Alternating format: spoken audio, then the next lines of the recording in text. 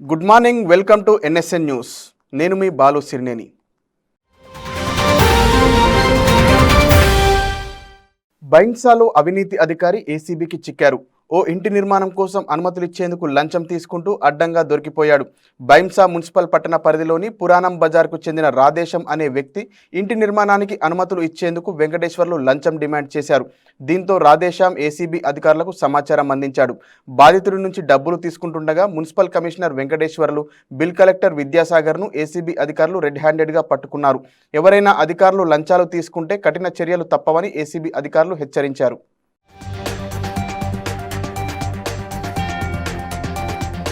సైక్లింగ్తో కీళ్లవాతం దూరం, మోకాళ్ళ నొప్పులు తక్కువగా ఉంటాయి. జీవితంలో ఏ దశలోనైనా సైక్లింగ్ చేసిన వారికి మోకాళ్ళ నొప్పులు 17%, కీళ్లవాతం 21% తక్కువగా వచ్చే అవకాశాలున్నాయని తాజా అధ్యయనంలో తేలింది. 60 ఏళ్లు కలిగిన 2600 మందికి పైగా వ్యక్తులను ఈ అధ్యయనంలో పరిశీలించారు. జీవితంలో ఏ దశలోనైనా సైక్లింగ్ చేసిన వారికి మోకాళ్ళ నొప్పులు, కీళ్లవాతం తక్కువగా వచ్చే అవకాశాలున్నాయని తాజా అధ్యయనంలో తేలింది. ఈ అధ్యయనం వివరాలు medicine and science in sports and exercise జర్నల్లో ప్రచురితమయ్యాయి. అధ్యయనంలో ప్రధాన పరిశోధకుడైన హ్యూస్టన్కు చెందిన డాక్టర్ గ్రేస్ మాట్లాడుతూ, సైక్లింగ్ వల్ల మోకాళ్ళ ఆరోగ్యం బాగుంటుందని, కీళ్లకు జరిగే నష్టం కూడా తక్కువని తెలిపారు. 8 ఏళ్ల పాటు జరిగిన ఈ అధ్యయనంలో పాల్గొన్న వారిని వారి జీవితంలో వివిధ దశల్లో తీరిక సమయంలో చేసిన వ్యాయామాల గురించి ఆరా తీశారు. 12 నుంచి 18 సంవత్సరాలు కలిగినప్పుడు సైక్లింగ్ చేసిన వారిలో కండరాలు బలపడ్డాయని తేలింది. తర్వాత వారు సైక్లింగ్ మానేసినా కండరాల పటిష్టత కొనసాగిందని అధ్యయనంలో వెల్లడైందన్నారు పరిశోధకులు.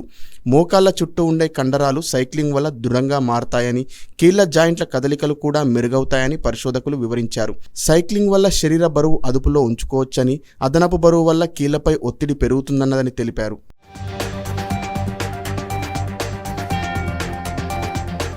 లోక్సభ ఎన్నికల వేళ బెంగాల్లో మమతా బెనర్జీ ప్రభుత్వానికి గట్టి ఎదురుదెబ్బ తగిలింది. ఇటీవల ఉపాధ్యాయ నియామక కుంభకోణం కేసులో 26,000 మంది టీచర్ల ఉద్యోగాలు రద్దు చేసిన కలకత్తా హైకోర్టు తాజాగా మరో సంచలన తీర్పు వెల్లడించింది. ఓబీసీలో పలు క్లాసులను కొట్టివేసింది. 2010 తర్వాత నుంచి రాష్ట్ర ప్రభుత్వం జారీ చేసిన అన్ని ఓబీసీ ధ్రువపత్రాలను రద్దు చేస్తూ ఉత్తర్వులిచ్చింది. 2012 నాటి పశ్చిమ బెంగాల్ వెనుకబడిన వర్గాల చట్టంలోని కొన్ని నిబంధనలు చట్టవిరుద్ధంగా ఉన్నాయంటూ హైకోర్టులో పిటిషన్లు దాఖలయ్యాయి. వీటిపై విచారణ జరిపిన ద్విసభ్య ధర్మాసనం 2010-12 మధ్య రాష్ట్ర ప్రభుత్వం ఓబీసీ వర్గీకరణలుగా పేర్కొన్న 42 క్లాసులను కొట్టివేస్తున్నట్లు ప్రకటించింది. హైకోర్టు తీర్పుపై సీఎం మమతా బెనర్జీ అసంతృప్తి వ్యక్తం చేశారు. సుప్రీంకోర్టులో హైకోర్టు తీర్పును సవాల్ చేస్తామని ప్రకటించారు.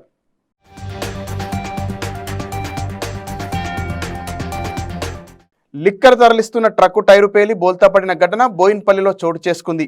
సికింద్రాబాద్ బోయిన్పల్లి పోలీస్ స్టేషన్ పరిధిలో సుచిత్ర నుంచి బోయిన్పల్లి వైపు మద్యాన్ని ఓ ట్రక్కులో తరలిస్తున్నారు. ఈ క్రమంలోనే ట్రక్కు ముందు టైరు ఒక్కసారిగా బ్లాస్ట్ అయింది.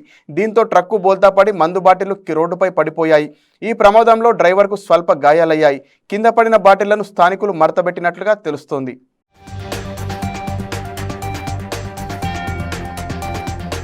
దేశంలో బాంబు బెదిరింపుల కరకరం రేపుతున్నాయి. పాఠశాలలు, విమానాశ్రయాలు, పలు సంస్థలకు ఇటీవల వరుస బాంబు బెదిరింపులు వచ్చిన విషయం తెలిసిందే. ఇప్పుడు ఏకంగా కేంద్ర హోంశాఖకే బెదిరింపులు రావడం కలకలం రేపుతోంది. అమిత్ షా నియంత్రణలోని హోంశాఖను పేల్చేస్తామంటూ కొందరు బెదిరింపులకు పాల్పడ్డారు. ఈ మేరకు ఈమెయిల్ చేసినట్లు మంత్రిత్వ శాఖలోని సీనియర్ అధికారి ఒకరు తెలిపారు. అప్రమత్తమైన పోలీసు యంత్రాంగం వెంటనే నార్త్ బ్లాక్లోని రెడ్ స్టోన్ బిల్డింగ్ వద్దకు చేరుకొని సెర్చ్ ఆపరేషన్ ప్రారంభించారు. బాంబు స్క్వాడ్, జాగిలాల సాయంతో బిల్డింగ్ మొత్తం తనిఖీలు చేశారు. అయితే ఈ తనిఖీల్లో ఎలాంటి అనుమానాస్పద వస్తువులు, పేలుడు పదార్థాలు దొరకలేదు. పోలీసులు కేసు నమోదు చేసుకుని దర్యాప్తు చేస్తున్నారు. ఈమెయిల్ ఆధారంగా బెదిరింపులకు పాల్పడిన వారిని పట్టుకునే ప్రయత్నం చేస్తున్నారు పోలీసులు.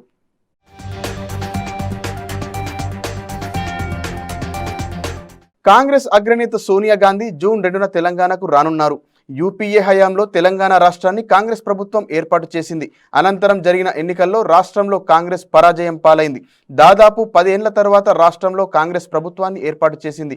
దీంతో ఇటీవల సీఎం రేవంత్ రెడ్డి సమక్షంలో జరిగిన కేబినెట్ సమావేశంలో తెలంగాణ ఆవిర్భావ దినోత్సవ వేడుకలకు ముఖ్య అతిథిగా సోనియా గాంధీని ఆహ్వానించాలని ప్రభుత్వం నిర్ణయం తీసుకుంది.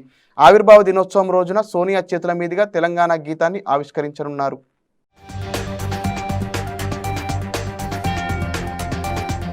తెలంగాణ ఆర్టీసీ పేరు మారింది. ప్రభుత్వం ఆదేశాల మేరకు మార్పు చేస్తూ నిర్ణయం తీసుకున్నారు అధికారులు.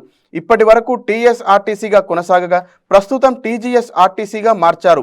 ఇటీవల ప్రభుత్వం టీఎస్ స్థానంలో టీజీగా మార్పులు చేస్తూ ఉత్తర్వులు జారీ చేసిన విషయం తెలిసిందే. ప్రభుత్వ కార్యాలయాల్లో ఇక నుంచి నివేదికలు, ప్రభుత్వ ఉత్తర్వులు, లెటర్ హెడ్లపై టీఎస్కు బదులుగా టీజీ పేర్కొనాలని పేర్కొంది. ఈ మేరకు కేంద్రం అనుమతి ఇస్తూ గెజిట్ జారీ చేసిందని పేర్కొంది. తాజాగా ఆర్టీసీ సంస్థ ఎండీ సజ్జనార్ సైతం సోషల్ మీడియా వేదికగా స్పందించారు. ప్రభుత్వ ఉత్తర్వుల మేరకు టీఎస్ఆర్టీసీ పేరును టీజీఎస్ఆర్టీసీగా మార్చడం జరిగిందని, ఈ మేరకు అధికారిక ఎక్స్ ఖాతాలో కూడా మార్చినట్లు పేర్కొన్నారు.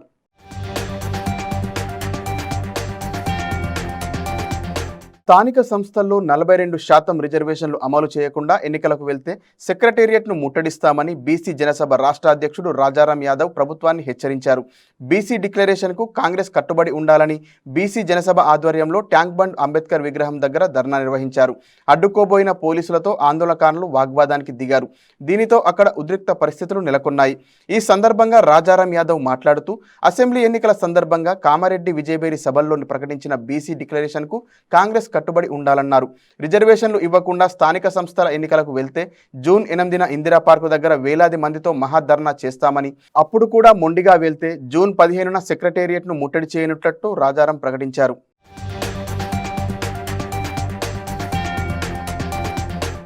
సిటీలోని ఫ్లైఓవర్లను రెగ్యులర్గా క్లీన్ చేయడం లేదు. ఫలితంగా వాననీరు వెళ్లేందుకు ఏర్పాటు చేసిన పైపులు దుమ్మి, ధూళి, మట్టితో పూడుకుపోతున్నాయి. చిన్నపాటి వాన కురిసినా నీళ్లు కిందకి దిగే పరిస్థితి ఉండడం లేదు. ఫ్లైఓవర్ పైనే నీరు నిలబడుతుంది. దీంతో గంటల తరబడి వాహనాల రాకపోకలు నిలిచిపోతున్నాయి. హైదరాబాద్లోని ఫ్లైఓవర్లను రెగ్యులర్గా క్లీన్ చేయాల్సిన సిఆర్ఎంపీ ఏజెన్సీలు పట్టించుకోవడం లేదు. నామ్కే వాస్తేగా పనులు చేస్తుండటంతో ఫ్లైఓవర్లపై వరద నీరు నిలిచిపోతుంది.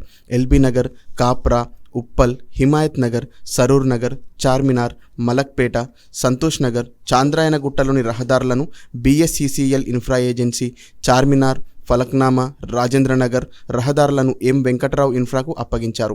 ఖైరతాబాద్ 1, మెహదీపట్నం, కార్వాన్, గోషామహల్, సికింద్రాబాద్, బేగంపేట ప్రాంతాల్లోని రహదారులను కేఎన్ఆర్ కన్స్ట్రక్షన్ లిమిటెడ్కు, ఖైరతాబాద్ 2, ఖైరతాబాద్, జూబ్లీహిల్స్, శేరిలింగంపల్లి, యూసుఫ్గూడ, శేరిలింగంపల్లి, గాజులరామారం, అల్వాల్, సికింద్రాబాద్, ముసీరాబాద్, అంబర్పేట, మల్కజ్గిరి ప్రాంతాల్లోని రోడ్లను మేఘా ఇంజనీరింగ్ ఇన్ఫ్రాకు ఇచ్చారు. చందానగర్, ఆర్సీపురం, పటాన్చేరు, కూకట్పల్లి, మూసాపేట, కుత్బుల్లాపూర్ ప్రాంతాల్లోని రోడ్లను ఎన్సీసీ లిమిటెడ్ ఏజెన్సీలకు అప్పగించారు. ఈ రోడ్లపై ఏదైనా సమస్యలుంటే కాల్ చేసేందుకు ఫోన్ నెంబర్లతో బోర్డులు ఏర్పాట్లు చేసినప్పటికీ ఆ నెంబర్లకు కాల్ చేసినా రెస్పాన్స్ ఉండడం లేదు.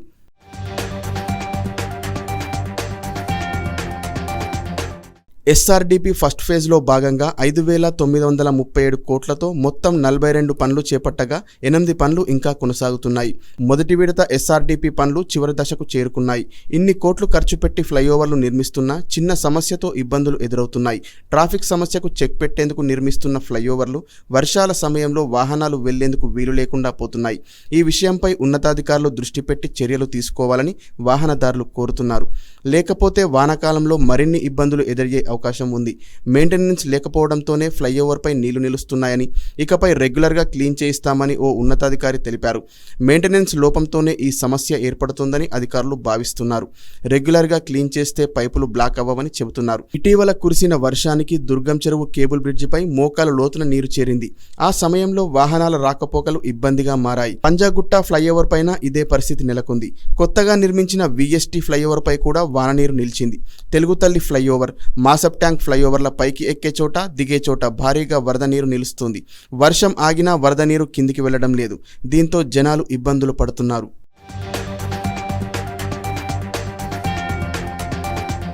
తెలంగాణలో నేటి నుంచి 3 రోజుల పాటు మోస్తారు వర్షాలు పడే అవకాశం ఉందని వెల్లడించింది వాతావరణ శాఖ. పలు జిల్లాలకు ఎల్లో అలర్ట్ జారీ చేసింది. అయితే కొన్ని జిల్లాల్లో బుధవారం 43 డిగ్రీలకు పైగా ఉష్ణోగ్రతలు నమోదయ్యాయి. బంగాళాఖాతంలో ఏర్పడిన అల్పపీడనం ప్రభావంతో రాష్ట్రంలో గురువారం నుంచి 3 రోజుల పాటు మోస్తారు లేదా భారీ వర్షాలు పడే అవకాశం ఉందని వాతావరణ శాఖ పేర్కొంది. జయశంకర్, భూపాలపల్లి, మూలుగు, భద్రాద్రి కొత్తగూడెం, ఖమ్మం, నల్గొండ, సూర్యాపేట, రంగారెడ్డి, హైదరాబాద్, మేడ్చల్, మల్కాజ్గిరి, సంగారెడ్డి, నాగర్ కర్నూల్, వనపత్తి, నారాయణపేట, జోగులాంబ గద్వాల, యాదాద్రి భువనగిరి, మెదక్ జిల్లాలకు ఈ మేరకు ఎల్లో అలర్ట్ జారీ చేసింది. ఉత్తర తమిళనాడు, దక్షిణ ఆంధ్రప్రదేశ్ తీరాలకు ఆనుకొని బంగాళాఖాతంలో బుధవారం అల్పపీడనం ఏర్పడిందని వాతావరణ శాఖ తెలిపింది. సముద్ర మట్టానికి 7.6 కిలోమీటర్ల ఎత్తులో ఉపరితల ఆవర్తన ప్రభావంతో ఏర్పడిన అల్పపీడనం శుక్రవారం నాటికి వాయుగుండంగా మారుతుందని పేర్కొంది.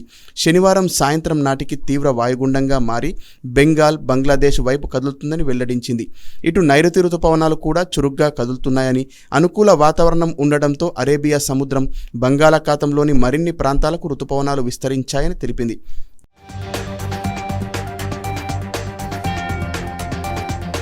రాష్ట్రంలో టెంపరేచర్లు పెరుగుతున్నాయి.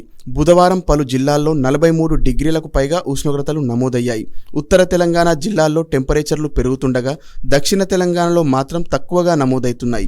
నిర్మల్ జిల్లా కుబీర్లో అత్యధికంగా 44.2 డిగ్రీల టెంపరేచర్ నమోదైంది.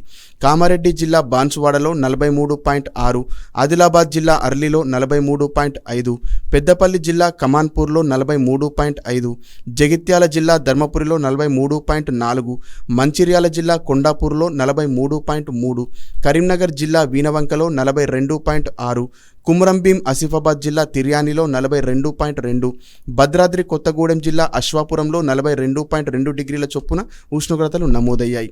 అయితే రాబోయే 3 రోజుల్లో ఉత్తర తెలంగాణ జిల్లాలో ఉష్ణోగ్రతలు పెరుగుతాయని వాతావరణ శాఖ హెచ్చరించింది. ఆదిలాబాద్, కుమ్రంభీం ఆసిఫాబాద్, నిర్మల్, మంచిర్యాల, పెద్దపల్లి, జగిత్యాల, నిజామాబాద్, కామారెడ్డి, ములుగు, జయశంకర్ భూపాలపల్లి, నల్గొండ, యాదాద్రి భువనగిరి, వరంగల్, హనుమకొండ, జనగామ, మహబూబ్ నగర్, భద్రాద్రి, ఖమ్మం జిల్లాల్లో టెంపరేచర్లు పెరిగే అవకాశం ఉందని తెలిపింది. ఆదిలాబాద్, ఆసిఫాబాద్, మంచిర్యాల, పెద్దపల్లి, జగిత్యాల, నిర్మల్ జిల్లాల్లో టెంపరేచర్లు మళ్లీ 45 డిగ్రీలు దాటొచ్చని వెల్లడించింది.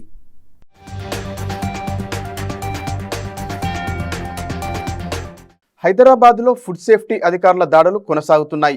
State food safety task force, GHMC అధికారులు కలిసి హోటళ్లు, రెస్టారెంట్లు, బార్లు, పబ్లలో తనిఖీలు నిర్వహిస్తున్నారు. తనిఖీల్లో మైండ్ బ్లాక్ అయ్యే విషయాలు బయటకొస్తున్నాయి. భాగ్యనగరంలో గత నెల 16 నుంచి ఇప్పటి వరకు 90 చోట్ల ఫుడ్ సేఫ్టీ అధికారులు తనిఖీలు చేశారు. తనిఖీల్లో ఫుడ్ సేఫ్టీ నిబంధనలు పాటించని 40 హోటళ్లపై కేసులు నమోదు చేశారు. తాజాగా సోమాజిగూడలోని కృతుంగా రెస్టారెంట్, హెడ్ క్వార్టర్స్ రెస్ట్ ఓ బార్, కేఎఫ్సీలో తనిఖీలు నిర్వహించారు. కృతుంగాలో నాణ్యత లేని 6 కిలోల పన్నీర్, కాలం చెల్లిన 6 కిలోల మేతిమలై పేస్ట్, TDS 4 ppm ఉన్న 156 వాటర్ బాటిల్స్ తదితర వస్తువులను స్వాధీనం చేసుకున్నారు. హెడ్ క్వార్టర్స్ రెస్టో బార్లో ఎలాంటి లేబుల్స్ లేని వస్తువులను, సింథటిక్ కలర్లను వాడుతున్నట్లు గుర్తించారు. కేఎఫ్సీలో food safety standards authority of India license display చేయడం లేదని గుర్తించారు. పేరొందిన హోటల్స్, రెస్టారెంట్లు మొదలు బార్లు, పబ్ల వరకు నాణ్యత లేని ఆహారం వండిస్తున్నట్లు అధికారులు గుర్తించారు. కిచెన్లు అపరిశుభ్రంగా ఉండటం, పురుగు పట్టిన, పాడైపోయిన, కాలం చెల్లిన వస్తువులు, 2-3 రోజులు నిల్వ ఉంచిన చికెన్ను వినియోగిస్తున్నట్లు గుర్తించారు.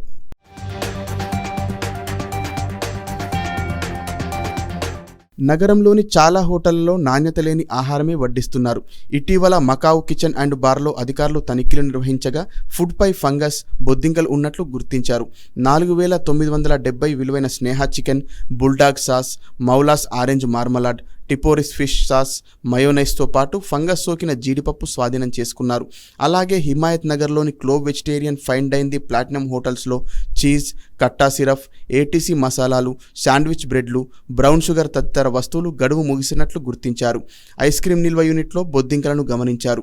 పాడైపోయిన క్యారెట్లు, వండిన వెజిటేబుల్ బిర్యానీ ఫ్రిడ్జ్లో నిల్వ ఉన్నట్లు, లేబుల్ లేని 35 కిలోల శనగపప్పు గుర్తించారు. వాటి నాణ్యతను పరిశీలించేందుకు శాంపిల్స్ సేకరించారు. క్రీమ్ స్టోన్లోనూ స్ట్రాబెర్రీ పేస్ట్ గడువు ముగిసిన స్టాక్ ఉన్నట్లు గుర్తించారు. గోకుల్ చాట్, పిస్తా హౌస్లలోనూ ఫుడ్ తయారీ విషయంలో మేనేజ్మెంట్లు నిర్లక్ష్యంగా వ్యవహరిస్తున్నట్లు గుర్తించారు. ఇదిలా ఉండగా స్టేట్ ఫుడ్ సేఫ్టీ టాస్క్ ఫోర్స్తో కలిసి హైదరాబాద్లో తనిఖీలు నిర్వహిస్తున్నామని ఫుడ్ కంట్రోలర్ జీహెచ్ఎంసీ అధికారి బాలాజీ తెలిపారు. 1,00,000 నుంచి 5 లక్షల వరకు జరిమానా కూడా విధించామని తెలిపారు. లీగల్గా వెళ్లేందుకు అడిషనల్ కలెక్టర్కు ఫైల్ పంపుతామని, అన్సేఫ్ ఫుడ్ అని తేలితే కోర్టు ద్వారా 3 నెలలు జైలు శిక్ష పడే అవకాశం ఉందన్నారు బాలాజీ. ఫుడ్ క్వాలిటీపై తెలంగాణ వ్యాప్తంగా 9100105795 నెంబర్కు ఫిర్యాదు చేయవచ్చని తెలిపారు. జీహెచ్ఎంసీ పరిధిలో 04021111111 నెంబర్కు ఫిర్యాదు చేయాలని సూచించారు.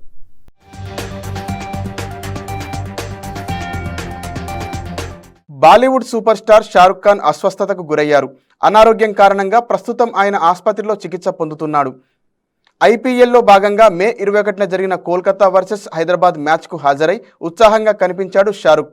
మైదానంలో అభిమానులకు అభివాదం చేస్తూ అలరించారు. అయితే తెల్లారి మే 22న షారుఖ్ అనారోగ్యానికి గురయ్యారు. గుజరాత్లో విపరీతమైన ఉష్ణోగ్రతలు ఉండటంతో షారుఖ్ వడదెబ్బ బారిన పడ్డాడు. దీంతో ఆయన అహ్మదాబాద్లోని కేడీ ఆసుపత్రిలో చేరారు. అయితే కింగ్ ఖాన్ ఆరోగ్య పరిస్థితి మెరుగ్గా ఉందని సమాచారం. దీంతో అభిమానులు ఊపిరి పీల్చుకున్నారు. షారుఖ్ వెంట భార్య గౌరీ ఖాన్, మేనేజర్ పూజతో పాటు జూహీ చావ్లా కూడా ఉన్నారు. షారుఖ్ ఖాన్ ఆరోగ్య పరిస్థితి ఇప్పుడు మెరుగుపడుతుందని సన్నిహితుడొకరు చెప్పుకొచ్చారు. డీహైడ్రేషన్తో పాటు దగ్గు కూడా ఉండడంతో వైద్యులు ఆయన ఆరోగ్యంపై ప్రత్యేక దృష్టి ఉంచారని తెలిపారు. అహ్మదాబాద్లో చాలా వేడిగా ఉందని, ఎండ వేడిమికి కింగ్ ఖాన్ ఆరోగ్యం క్షీణించిందన్నారు డాక్టర్లు. మరోవైపు షారుఖ్ ఖాన్ అడ్మిట్తో కేడీ ఆసుపత్రికి పోలీసులు భద్రతను పెంచారు. ఇదిలా ఉండగా ఐపీఎల్ తొలి క్వాలిఫైయర్ మ్యాచ్ అహ్మదాబాద్లో జరిగింది. ఇందులో షారుఖ్ జట్టు 8 వికెట్ల తేడాతో ఎస్ఆర్హెచ్ను ఓడించింది. జట్టు అద్భుతమైన ప్రదర్శనతో షారుఖ్ చాలా సంతోషంగా కనిపించాడు. మ్యాచ్ అనంతరం మైదానంలో ఆటగాళ్లతో కూడా కనిపించాడు. అనంతరం నరేంద్ర మోడీ స్టేడియానికి చేరుకున్న వేలాది మంది మద్దతుదారులకు కృతజ్ఞతలు తెలిపారు.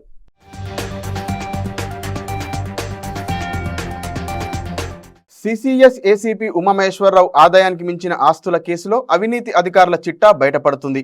హైప్రొఫైల్ కేసుల్లో అక్రమాలకు పాల్పడిన పోలీసుల వివరాలు వెలుగులోకి వస్తున్నాయి. ఉమామహేశ్వరరావు ఇంట్లో స్వాధీనం చేసుకున్న ల్యాప్టాప్, డైరీలో పలువురు ఉన్నతాధికారుల పేర్లు ఉన్నట్లు సమాచారం.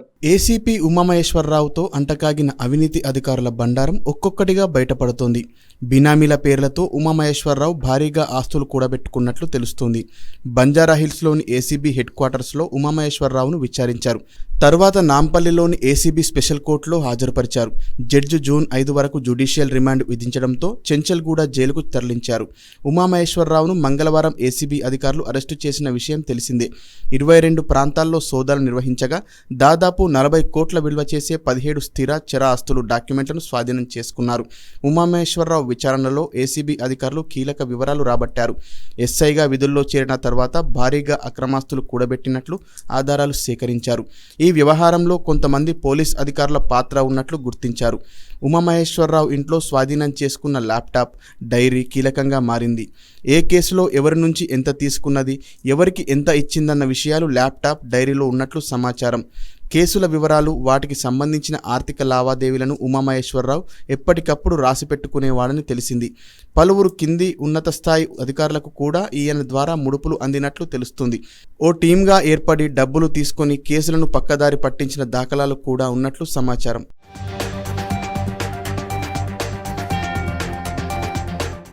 సిసిఎస్లో హైప్రొఫైల్ కేసులనే ఉమామహేశ్వరరావు టీం టార్గెట్ చేసినట్లు తెలిసింది.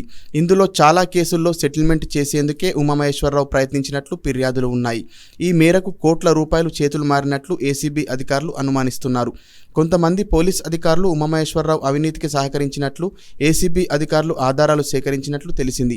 అవినీతితో కూడబెట్టిన ఆస్తులకు సంబంధించి కొంతమంది పోలీస్ అధికారులు బినామీల పేర్లతో రిజిస్ట్రేషన్స్ చేసుకున్నట్లు సమాచారం. వీటికి సంబంధించిన డాక్యుమెంట్లు కూడా ఉమామహేశ్వరరావు ఇంట్లోనే స్వాధీనం చేసుకున్నట్లు తెలిసింది.